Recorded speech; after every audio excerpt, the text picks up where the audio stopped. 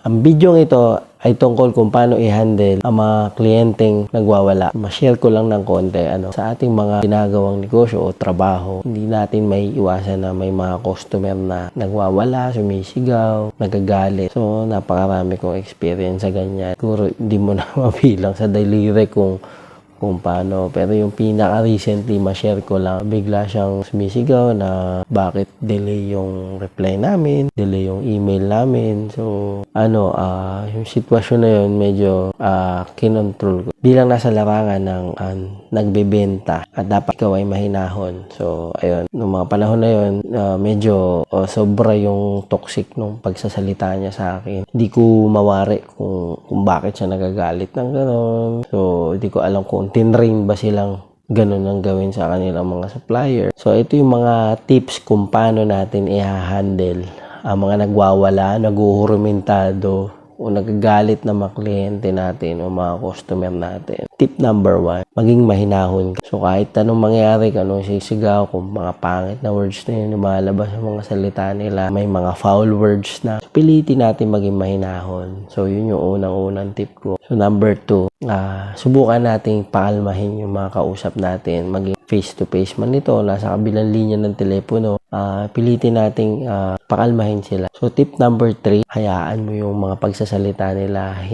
Hayaan mong ilabas nila yung galit nila, hayaan mong magsalita sila ng kung ano-ano, hayaan mong dire-diretso sila magsalita. Then, after nilang magsalita, tsaka mo sila tanongin, "Sir, is that all? Or anything that I can help you?" So, pagsamasamahin mo na yung 1, 2, maging kalmado ka. And number 2, you calm him down. And number 3, you ask him kung ano yung pwede mong maitulong sa kanya, ano ba yung pwede mong magawa para siya ay kumalma. So, ayun, pwedeng combination na yun. Yun yung number 3. Number 4, wag mong tatapatan ang galit ng customer. So, pilitin nating i-resolve yung mga problema nila, yung mga hinanain nila, ba't sila nagsisiga. Pilitin natin maging professional. So, ayun yung mga tip natin, paano i-handle mga nagwawala, naguhurumintado, at nagwawalang mga customer. Bakit ko nga pala ito ginagawa?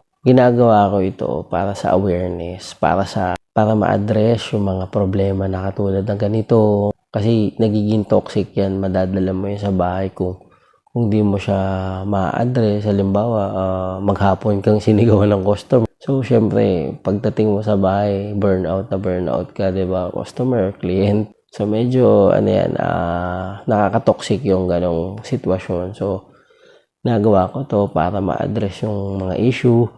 Kasi ang kalaban natin dito, yung stress, yung pagod, yung sakit ng mga words, yan yung mga kalaban natin dito. Naniniwala kasi ako dito sa salitang ito, sa phrases na ito, delayed gratification. Kahit anong hirap mo, kahit anong nasaang katayuan ka man ngayon, nasaan, anumang ginagawa mo ngayon. Kung ikaw ay nagsusumikap, kung ikaw ay nagtatrabaho ng maayos, I am sure 100% you'll get gratified and later on. Samahan niyo po ako sa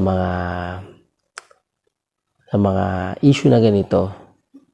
Ko po yung group ko, Dumidiscarding Pinoy. Join me po at samahan niyo ako para sa ma-address itong mga issue na ito, and kung talakayin po natin kung paano tayo magpapaunlad, paano tayo mag-i-improve sa mga sarili natin. So, ayun po, kahit ano pong problema, kahit anong paninigaw ng mga customer, kliyente natin, wag po kayong panghinaan loob. Kahit po minsan negative na, foul na, masakit na, sobrang sumusobra na, kalma lang po tayo, chill lang. Kasi di lang po kayo nakakaranas yan, marami pa po. So, ayun po, kung umabot po kayo sa video na ito, please like, share, and subscribe po. Salamat. Kalas!